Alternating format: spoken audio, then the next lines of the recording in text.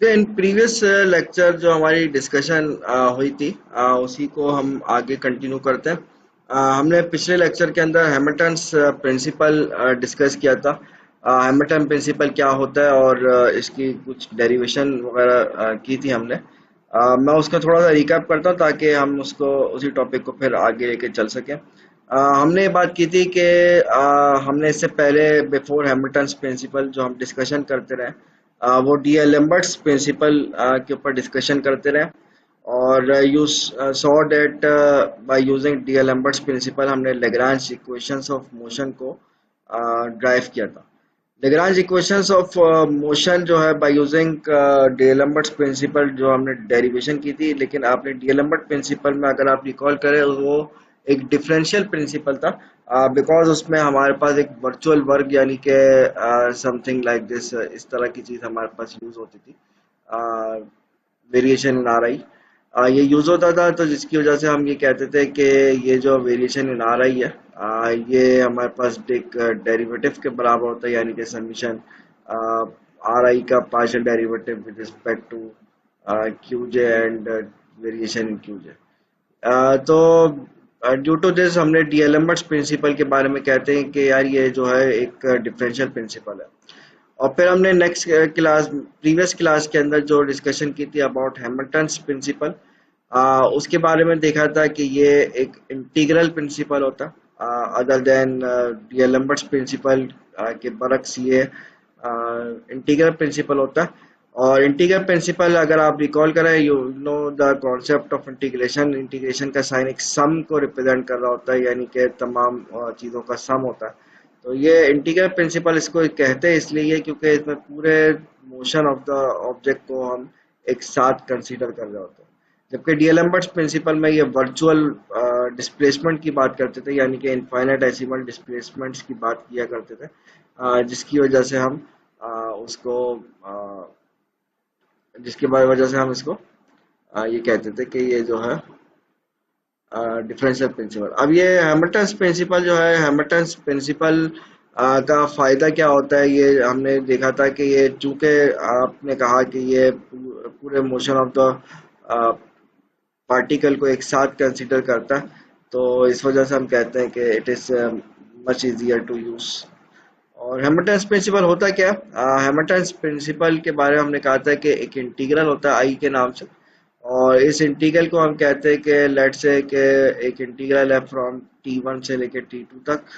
यानी कि for example मेरे पास एक पार्टिकल है जो कि इस पोजीशन से लेके इस पोजीशन तक मूव करके चला गया।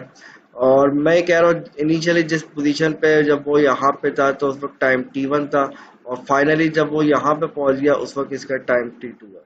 तो whole motion of the particle जो है हम by using this integral define कर सकते हैं। एल यहाँ पे क्या है? This is Lagrangian again. Lagrangian हमने इससे पहले लेग्रांज इक्वेशन ऑफ मोशन में पढ़ा था कि लेग्रांजियन जो है ये kinetic energy minus potential energy के बराबर होता है। तो हैमिल्टन प्रिंसिपल जो है, अच्छा ये जो हमारे पास इंटीग्रल है, इस इंटीग्रल का एक नाम हमने रखा था, this integral was called action integral कहलाता है। तो एक्शन इंटीग्रल अगर ये है तो according to Hamilton's principle, Hamilton principle ये कहता है कि ये जो एक्शन इंटीग्रल है इसकी स्टेशनरी वैल्यू होती है, यानी कि अगर आप वेरिएशन इन आई निकालें, वेरिएशन आई जो है ये हमेशा जीरो के बराबर होती है। यानी कि मैं ये कहूँगा कि इसकी स्टेशनरी वैल्यू होती है। स्टेशनरी वैल्यू का वही सेम कॉन्सेप्ट हमने कहा था कि वही सेम कॉन्सेप्ट है जो आप कैलकुलस वन के अंदर पढ़ते रहे। कैलकुलस वन के कोर्स में आप पढ़ते थे भाई, स्टेशनरी वैल्यू किसी फंक्शन की उस वक्त होती है जहां पे फंक्शन का फर्स्ट डेरिवेटिव जीरो के बराबर होता है।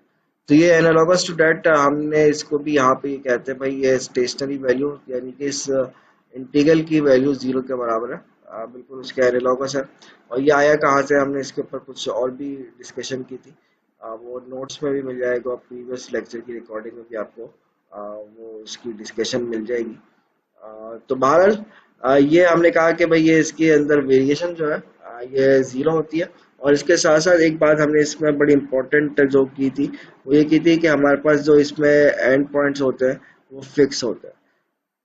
यानी कि एंड पॉइंट फिक्स है, यानी कि 20 के जो इसमें ट्रिजेक्टरी है वो आर्बिटरी है। यानी कि अगर मैं एंड पॉइंट फिक्स है, मैं किसी भी पाथ को फॉलो कर सकता हूँ। मैं इस पाथ से इस पाथ T1 से T2 पे इस पाथ को फॉलो करता हुआ जा सकता हूँ, इस पाथ को फॉलो करता हुआ जा सकता हूँ। इसी तरह से मैं कहूँ कि भाई ने मैं इस पाथ को फॉलो कर रहा हूँ, देयर आर वेरियस पाथ, तो this is called variation in paths. Paths के अंदर जो वेरिएशन आ रही है, तो एक्शन इंटीग्रल कि वेरिएशन में जीरो होने का मतलब ये है कि हमारे पास ये पाथ जो है ऐसा फॉलो करेगा such that it has stationary value.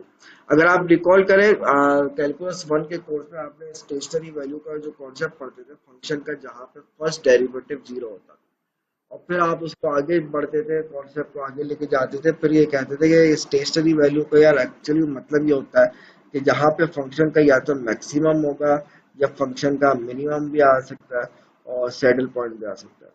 तो इधर भी सेम वही कॉन्सेप्ट हमने कहा था, वही सेम कॉन्सेप्ट है कि ये ट्रेजेक्टरी बस ऐसी होगी कि इसका जो फर्स्ट ऑर्डर डेरिवेटिव है ये जीरो होगा, बाकी के ऑर्डर के डेरिवेटिव जो है वो जीरो नहीं होते। तो ये, हाँ, ये हमारे पास हैमिल्टन प्रिंसिपल की डेफिनेशन थी।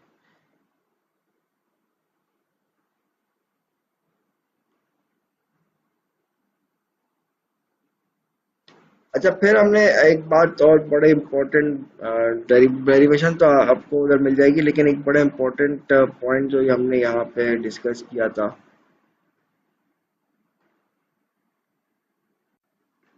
वो रिजल्ट ये था कि जो एक इम्पोर्टेंट जो डिस्कशन हमने पिछली क्लास में की थी, हैमिल्टन प्रिंसिपल, वो ये थी कि Hamilton principle is necessary and sufficient condition for Lagrange equation of motion. मतलब ये कि हैमिल्टन प्रिंसिपल अगर आपको गिवन हो, उससे आप Lagrange equation of motion drive कर सकते हैं, और वाइस वर्सा अगर आपको Lagrange equation of motion given हो तो उससे हैमिल्टन प्रिंसिपल को ड्राइव किया जा सकता है।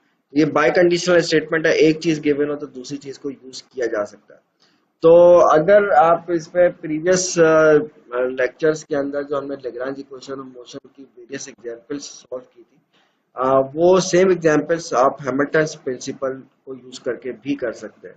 या दूसरे लफ्जों में आप इसको इस तरह भी कह सकते हैं कि अगर आपको कोई क्वेश्चन हैमिल्टन प्रिंसिपल का दे दिया जाए कि यार हैमिल्टन प्रिंसिपल को यूज करके Lagrange equation of motion drive करो, तो आप हैमिल्टन प्रिंसिपल भी यूज कर सकते हैं, एज वेल एज आप उसको लेग्रांज इक्वेशन ऑफ मोशन से भी सॉल्व कर सकते हैं। तो मतलब ये दोनों में स्विचिंग की जा सकती है अकॉर्डिंग टू दिस थ्योरम। तो एक एग्जांपल अगर हम यहाँ पे ले लें,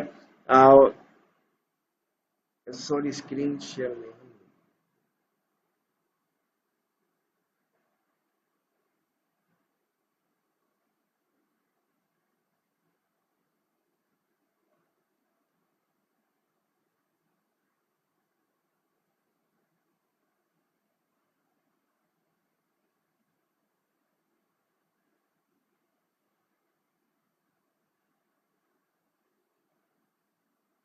तो एग्जाम्पल के तौर पे अगर हम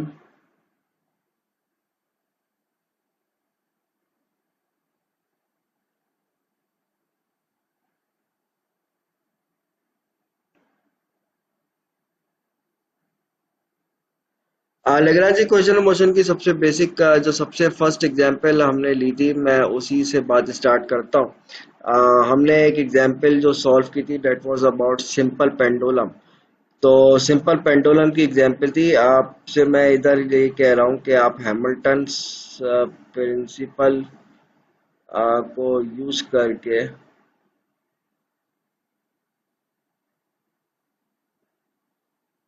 इक्वेशंस ऑफ मोशन को ड्राइव करें। किसकी इक्वेशंस ऑफ मोशन की बात कर रहा हूँ? सिंपल पेंडुलम की इक्वेशन ऑफ मोशन की बात कर रहा हूँ।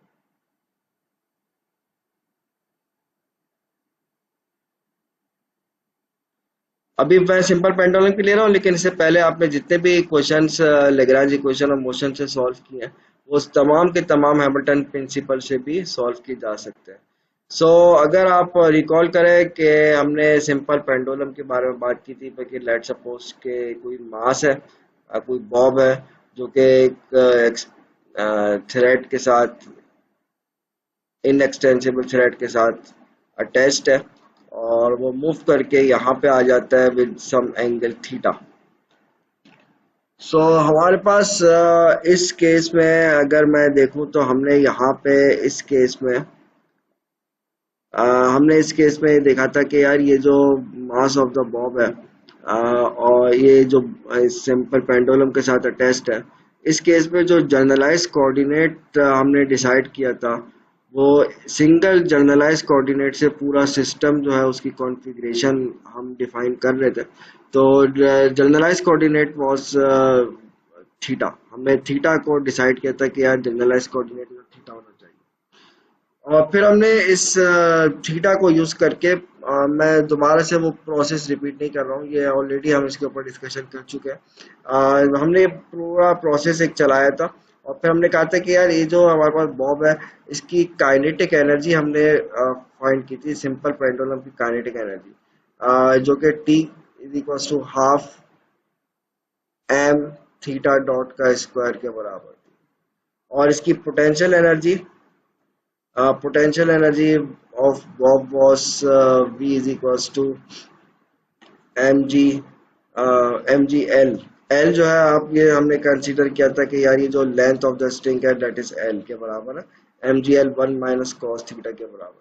तो ये हम ऑलरेडी इसके ऊपर बात कर चुके हैं। अब हमें इधर लेग्रांजियन रिक्वायर्ड है। लेग्रांजियन हमें पता है लेग्रांजियन क्या होता है। लेग्रांजियन इज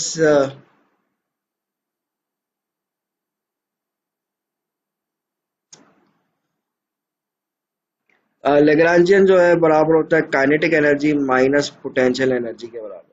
तो हेयर काइनेटिक एनर्जी यहाँ पे जो है 1/2 एम थीटा डॉट स्क्वायर के बराबर है, और minus potential energy is mgl 1 - cos theta के बराबर। ये आ गया आपके पास लेग्रांजियन आ गया। जैसे मैंने अभी आपसे ऊपर कहा कि अगर आपसे हैमिल्टन प्रिंसिपल यूज करके इक्वेशन ऑफ मोशन निकालने का बोलता है, तो आपके पास दोनों ऑप्शन है। आप हैमिल्टन प्रिंसिपल को भी यूज कर सकते हैं, और आप चाहे तो हैमिल्टन प्रिंसिपल की जगह लेग्रांज इक्वेशन ऑफ मोशन को भी यूज कर सकते हैं, बिकॉज हमने कहा है कि दोनों में आपस में स्विचिंग की जा सकती है। तो हमने पिछली क्लास में इस सेम प्रॉब्लम को by using Lagrange equation of motion solve किया था। अभी मैं इसको by using Hamilton principle solve कर रहा हूँ। हैमिल्टन प्रिंसिपल जो है, उसके अकॉर्डिंग मेरे पास जो एक एक्शन इंटीग्रल होता है वो मैं कैलकुलेट करूंगा फ्रॉम टाइम 1 से लेके टाइम 2 तक मैं कैलकुलेट करूंगा, और एल डी टी, ये इंटीग्रल हमें कैलकुलेट करना होगा।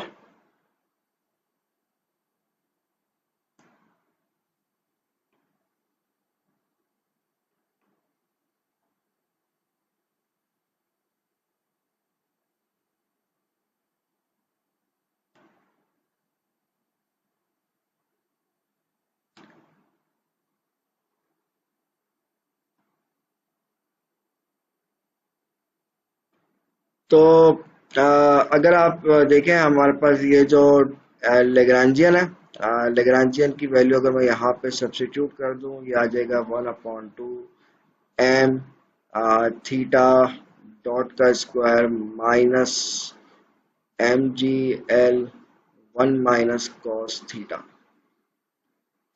हमने अभी डिस्कशन की भाई कि ये जो हैमिल्टन प्रिंसिपल होता है ना, हैमिल्टन प्रिंसिपल ये कहता है कि ये जो एक्शन इंटीग्रल आपने कैलकुलेट किया इसके अंदर कोई वेरिएशन नहीं होगी, यानी कि इसकी स्टेशनरी वैल्यू होगी। अब आप जब ये कह रहे हैं, यानी कि आप कह रहे हैं अकॉर्डिंग टू हैमिल्टन प्रिंसिपल,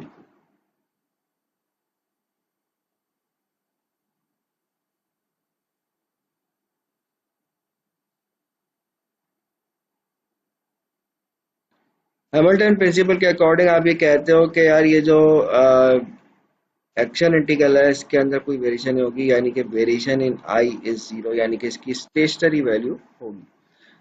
अगर ये इसकी स्टेशनरी वैल्यू है तो इसका मतलब यानी कि ये होगा कि अगर मैं इसी एक्शन इंटीग्रल के ऊपर वेरिएशन यानी कि ये अप्लाई कर दूं तो क्या होगा, यानी कि I am applying variation on I on both sides. ये आ गया वेरिएशन आई T1 से लेके T2 तक। वेरिएशन का सिंबल अभी फिलहाल मैं बाहर लिख देता हूँ, बाकी सब चीज़ें इधर as it is copy paste कर देते हैं। 1/2m theta dot square minus mg L 1 minus cos theta और dt। अगर आप रिकॉल करें जो हमने प्रीवियस क्लासेस में डिस्कस करते रहे, और मैंने अभी क्लास रूम में भी एक बात डिस्कस की थी कि हमारे पास यार ये जो वेरिएशन आर आई होता था कि ये बराबर होता था आर आई का partial derivative with respect to Q J multiply by variation in Q J, और समीशन होता था जे। मतलब इधर जे रिप्रेजेंट कर रहा था कि हमारे पास नंबर ऑफ जनरलाइज कोऑर्डिनेट्स कितने हैं। तो इधर हमारे पास जनरलाइज कोऑर्डिनेट एक ही है, तो इधर कोई समीशन की जरूरत नहीं है।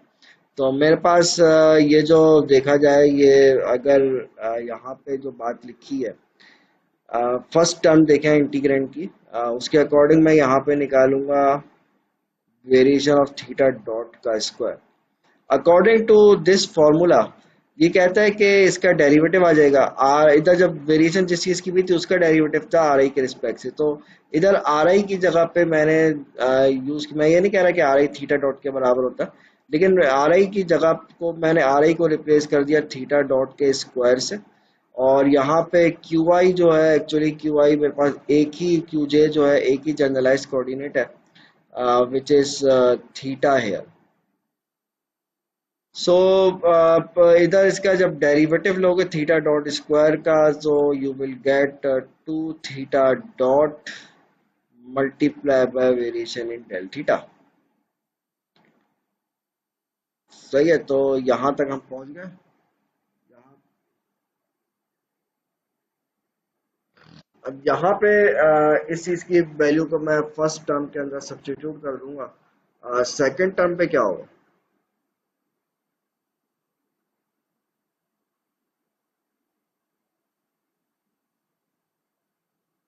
What will happen in second term, any idea?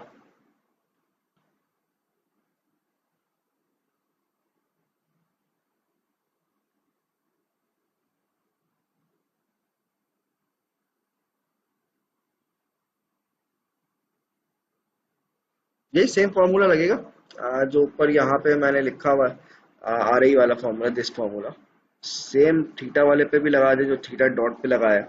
तो वेरिएशन इन थीटा किसके बराबर हो जाएगा? आप ये कहोगे कि यार व्हाट इज, मतलब मैं अगर देखूं मेरे पास सेकंड टर्म में कॉस थीटा इन्वॉल्व है, तो कॉस एक्चुअली थीटा नहीं, कॉस थीटा ही है।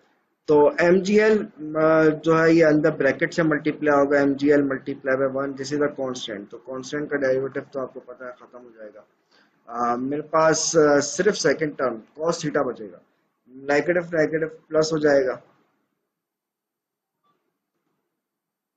सो मेरे पास इधर जो बचेगा वो सिर्फ कॉस थीटा नहीं है यहाँ पे, थीटा नहीं है कॉस थीटा यहाँ पे। So this is actually cos theta. तो यानी कि कह रहे हैं cos थीटा का derivative with respect to theta. तो this derivative is cos theta का derivative, you know this is minus sine theta multiply by del theta. So मतलब यही सेम फॉर्मूला मैंने यहाँ पे भी अप्लाई किया है, यहाँ पे भी अप्लाई किया। सो मैं अगर इन चीज़ों की वैल्यूज को यहाँ पे सब्स्टिट्यूट कर दूँ, आई विल गेट इंटीग्रल T1 से लेके T2 तक M upon two as it is आ जाएगा। थीटा डॉट स्क्वायर की जगह पे हम लिख सकते हैं यहाँ पे 2 टाइम्स ऑफ थीटा डॉट और del theta minus first term हमने देखा है ये खत्म हो गया डेरिवेटिव की वजह से, वेरिएशन की वजह से, क्योंकि हमारे पास इसके अंदर कांस्टेंट के अंदर कोई वेरिएशन नहीं आएगी, सिर्फ हमारे पास उधर वेरिएशन आएगी जहाँ पे जनरलाइज कोऑर्डिनेट इन्वॉल्व है। तो M G L cos theta का डेरिवेटिव जब मैं यहाँ पे कैलकुलेट करूंगा, तो कॉस थीटा का मतलब अभी हमने जो कैलकुलेट किया यहाँ पे सो ये चीज मैं यहाँ पे कॉपी पेस्ट कर दूं। एम जी एल, एक तो वैसे तो ये माइनस माइनस प्लस हो गया था, लेकिन डेरिवेटिव की वजह से दोबारा ये माइनस आ गया। Minus M G L coefficient के तौर पे कॉस थीटा का डेरिवेटिव जो है ये साइन थीटा और डेल थीटा डी टी। सो अगर मैं इसको फर्दर सिंप्लीफाई करके लिखूं,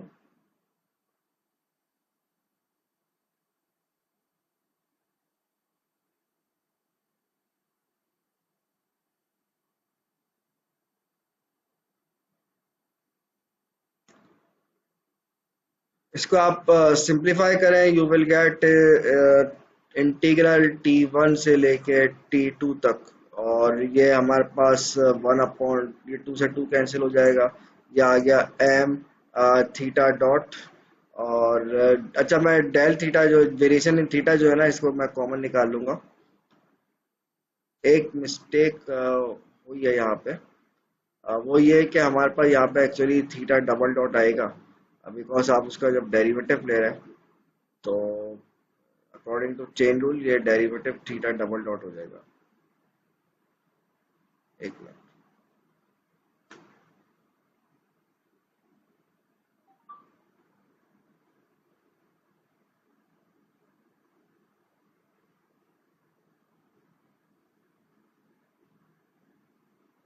सही, सॉरी। ये थीटा डबल डॉट नहीं होगा, ये गड़बड़ जो हुई है।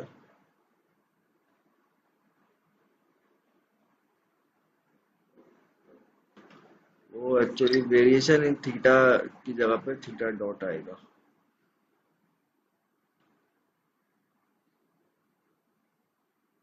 यहाँ पे थीटा डॉट आएगा।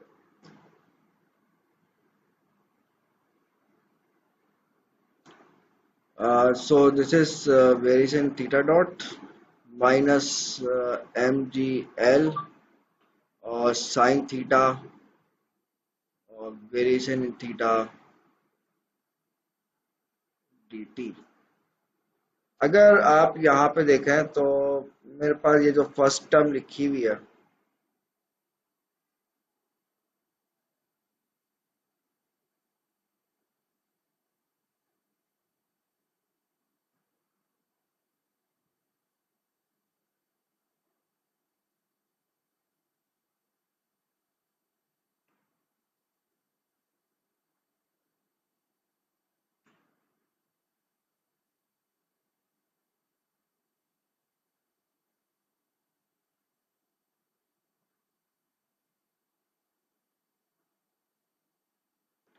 काइनेटिक एनर्जी में एल स्क्वायर भी तो आएगा।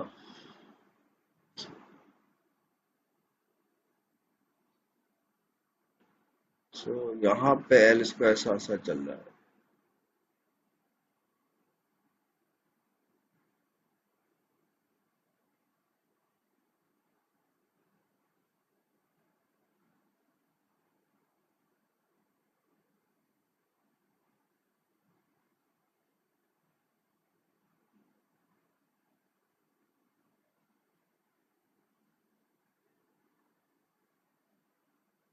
ठीक है। ये यहाँ तक हम पहुंच गए। अगर आप यहाँ पे फर्स्ट टर्म देखें, दिस टर्म, ये जो मेरे पास फर्स्ट टर्म है इसकी इंटीग्रल की, यहाँ पे इंटीग्रेशन बाय पार्ट्स मैं यूज कर सकता हूँ। और integration by parts, you know, integration by parts के अकॉर्डिंग ये जो मेरे पास दो टर्म्स मल्टीप्लाई हो रही है, थीटा डॉट और वेरिएशन इन थीटा डॉट, ये मल्टीप्लाई हो रही है। इनको मैं बाय पार्ट्स यूज करके इसको इंटीग्रेट कर सकता हूँ।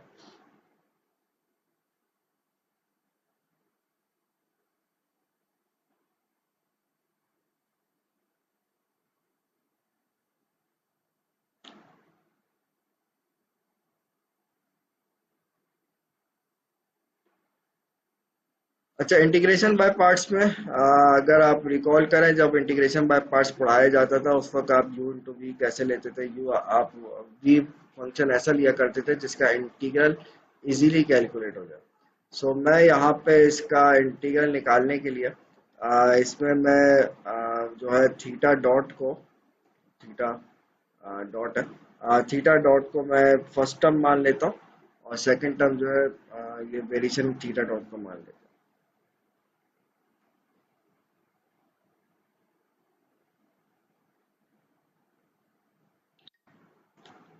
So according to u into v का फॉर्मूला, u into v का फॉर्मूला is was that कि u integral of v minus derivative of u or integral of v dx and whole dx। अच्छा, यहाँ पे हमारे पास दिस इज योर वी ले लिया मैंने, इसका नाम, इसको मैंने नाम यू दे दिया। मैं एक एक स्टेप सॉरी यहाँ पे शो नहीं कर रहा हूँ, बाय पार्ट्स बाय पार्ट्स का फॉर्मूला मैं सिंपली यहाँ पे अप्लाई कर दूँ। तो एम एल स्क्वायर तो खैर कांस्टेंट है ना, उसका उसकी कोई टेंशन नहीं है। बाकी हमारे पास यू एज इट इज आ जाता, U here is theta dot और into integral of variation of theta dot. Variation of theta dot का आप जब डेरिवेटिव लेंगे विद रिस्पेक्ट टू टाइम, तो कोई आइडिया कि इसकी किसके बराबर आएगा? मैं आपसे ये पूछ रहा हूँ कि आपके पास लिखा हुआ है वेरिएशन ऑफ थीटा डॉट, इसका डेरिवेटिव ले रहा हूँ मैं विद रिस्पेक्ट टू टाइम, तो ये किसके बराबर आएगा? तो इसका डेरिवेटिव मैंने v को जैसे अभी आपसे कहा कि इंटीग्रेशन बाय पार्ट्स में आप v उसको लेते हैं जिसका इंटीग्रल आसानी से निकल जाए, इसका इंटीग्रल बड़ी आसानी से निकलेगा। हमें पता है कि यार थीटा डॉट का एक्चुअली मतलब क्या होता है, D theta upon D T मतलब होता है ना इसका। तो I can write this thing, और अगर मैं यहाँ पे डेरिवेटिव और वेरिएशन के सिंबल को स्विच कर दूं, यानी कि मैं ये कर दूं कि डी बाई डी टी उठा के बाहर फेंक दूं और वेरिएशन ऑफ थीटा, ये मैंने कुछ इस तरह के स्टेप्स पिछली क्लास में डेरिवेशन के दौरान भी किए थे। तो एनीवे ये मेरे पास सिचुएशन आ गई। सो यू कैन सी के मेरे पास डी टी और D T will be cancel out, I will get only इस D of variation in theta. So जैसे हमें पता है कि डी एक्स का इंटीग्रल एक्स होता है, डी थीटा का इंटीग्रल डी थीटा होता है, डी टी का इंटीग्रल टी टी होता है। तो इसी तरह से डी और डिफरेंशियल ऑफ वेरिएशन थीटा का इंटीग्रल जो है वेरिएशन इन थीटा सिर्फ रह जाएगा। सो मेरे पास ये जो यू इंटू वी के फॉर्मूले में मेरे पास सिर्फ एक टर्म रह जाएगी which is variation in theta.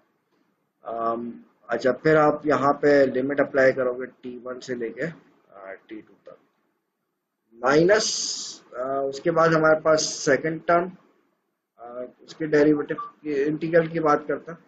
Second term का आप जब इंटीग्रल निकालोगे, इंटीग्रल सेकंड टर्म का ये होता है यू इंटू वी का फॉर्मूला लगाते हैं, और यू इंटू वी का फॉर्मूला लगाते में हमारे पास जो फर्स्ट टर्म होती है यानी कि यू जो होता है उसका आप ले लेते हो डेरिवेटिव। यू हमने आपने जो यू लिया है डेट इज थीटा डॉट, उसका दोबारा डेरिवेटिव लोगे तो ये हो जाएगा थीटा डबल डॉट। और इसी तरह से फिर integral of variation of theta, इसकी बात करें तो दिस विल बी, मतलब इसकी बात करें वेरिएशन ऑफ थीटा डॉट का इंटीग्रल अभी हमने डिस्कस किया कि यार ये सिर्फ और सिर्फ वेरिएशन ऑफ थीटा के बराबर है। बाकी साथ में जो पूरी कहानी लिखी हुई है M G L sine theta, ये साथ साथ चल रही है इसके। सो मेरे पास एम एल स्क्वायर जो है साथ साथ इसके चल रहा है। सो ये आपका डी टी। बाकी सेकंड टर्म जो यहाँ पे थी एम जी एल वाली, वो आपके साथ साथ चल रही है। This term is equals to t1 से लेके t2 तक, और M G L sine theta variation of theta D T. अब अगर आप यहाँ पे फर्स्ट टर्म देखें, बिल्कुल फर्स्ट टर्म, अगर आप बिल्कुल शुरू में रिकॉल करें जब मैं हैमिल्टन प्रिंसिपल को हमने के बारे में बात की थी कि हैमिल्टन प्रिंसिपल में हम जो है एंड पॉइंट्स को फिक्स मानते हैं। तो एंड पॉइंट फिक्स होने का मतलब जो है क्या होता है, ये बात भी हमने पिछली क्लास में भी की थी और अभी दोबारा बता देता हूँ कि एंड पॉइंट फिक्स होने का मतलब ये होता है कि आप जब and points variation of variation के अंदर पुट करेंगे तो ये इक्वल आते हैं, मतलब अपर लिमिट और लोअर लिमिट आप जब इसके अंदर पुट करते हैं तो ये इक्वल आता है।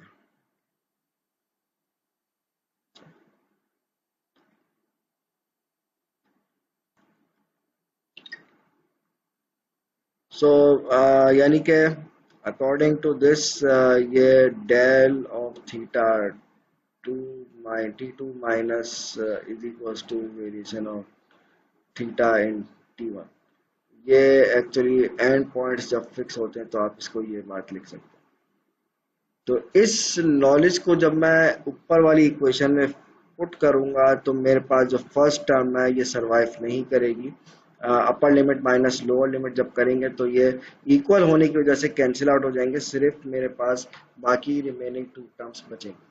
रिमेनिंग टू टर्म्स जो है अगर मैं उसको एक सिंगल इंटीग्रल के अंदर लिख दूं तो आई विल गेट T1 से लेके T2 तक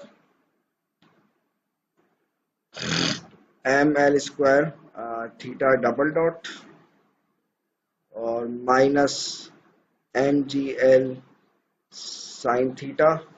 और मेरे पास ये जो वेरिएशन इन थीटा है, मैं इसको कॉमन निकाल के यहाँ पे अगर लिख दूं तो ये काम किया जा सकता है। अब दोबारा रिकॉल करें, हम एक्चुअली करना ही चाह रहे हैं बाय यूजिंग हैमिल्टन्स प्रिंसिपल। इसको equation of motion simple pendulum की ड्राइव करना चाह रहे हैं और अकॉर्डिंग टू हैमिल्टन प्रिंसिपल हमें पता है कि यार ये जो एक्शन इंटीग्रल के अंदर वेरिएशन है this must be equals to 0। So मेरे पास ये जो इंटीग्रल है, ये जो इंटीग्रल आपके सामने लास्ट टर्म में लिखा हुआ है, ये इंटीग्रल उसी वक्त जीरो हो सकता है क्योंकि मेरे पास ये जो वेरिएशन इन थीटा है इसको तो हम कह रहे हैं जीरो नहीं हो सकती क्योंकि ये जनरलाइज कोऑर्डिनेट है और generalize coordinates are independent of each other. तो अगर ये इंडिपेंडेंट ऑफ ईच अदर है तो उसका कोफिशिएंट जो है यानी कि ब्रैकेट में जो टर्म लिखी है ये अगर जीरो होगी तो इंटीग्रल जीरो हो सकता है, अदरवाइज ये इंटीग्रल जीरो हो नहीं सकता। सो मेरे पास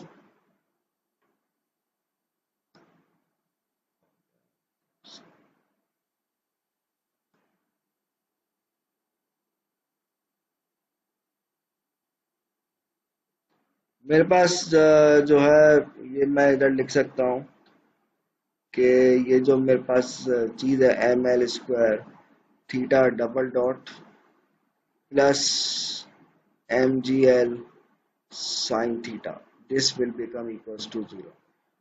To make this integral equals to 0 according to Hamilton principle, ये एक्शन इंटीग्रल के अंदर वेरिएशन 0 होती है यानी कि स्टेशनरी वैल्यू होती है। सो ये इंटीग्रल उसी वक्त 0 हो सकता है जब हमारे पास जो इंटीग्रेंड ब्रैकेट के अंदर लिखा है दिस इज इक्वल्स टू 0। तो यही सेम इक्वेशन आई थी हमारे पास सिंपल पेंडुलम की, अगर आप रिकॉल करें हमने बस थोड़ा सा इसको सिंप्लीफाई किया था। सिंप्लीफिकेशन ये की थी कि ml² आपने कॉमन निकाला था, ml² कॉमन निकालोगे तो ये theta double dot plus g/l sine theta equals to 0। Same equation हमने यहाँ से भी सिंपल पेंडुलम के लिए ड्राइव कर। तो इनफैक्ट बात यह है कि इससे पहले आपने जितनी भी प्रीवियस उसमें एग्जांपल्स सॉल्व किए लेग्रांज इक्वेशन ऑफ मोशन से, वो सेम एग्जांपल्स आप हैमिल्टन प्रिंसिपल से भी सॉल्व कर सकते हैं। और जैसे मैंने आपसे ये बात भी कही आपसे कि अगर आपको कोई क्वेश्चन दे दिया जाए या आपसे कहा जाए कि यार इसको हैमिल्टन प्रिंसिपल से इसकी इक्वेशन ऑफ मोशन ड्राइव करो, तो आपके पास चॉइस होती है कि आप उसमें स्विच कर सकते हो। हैमिल्टन प्रिंसिपल की जगह आपको लग रहा है कि यार Lagrange equation of motion use करना ज़्यादा इजी है तो आप Lagrange equation of motion use कर लें, बिकॉज हमने बात पढ़ी कि दोनों जो है एक दूसरे के इम्प्लीकेशन होती है। हैमिल्टन प्रिंसिपल से लेग्रांज निकल जाती है लेग्रांज इक्वेशन, और लेग्रांज इक्वेशन से हैमिल्टन प्रिंसिपल बन जाता है। तो मैंने फिर भी आपको एक पूरा स्टेप करके दिखा दिया कि अगर आपको फिर भी हैमिल्टन प्रिंसिपल आना चाहिए कि इससे अगर कोई इक्वेशन ऑफ मोशन ड्राइव करनी हो तो ये काम कैसे होता है। तो इसमें अभी तक जो बात की है इसमें कोई इशू हो तो बताइएगा।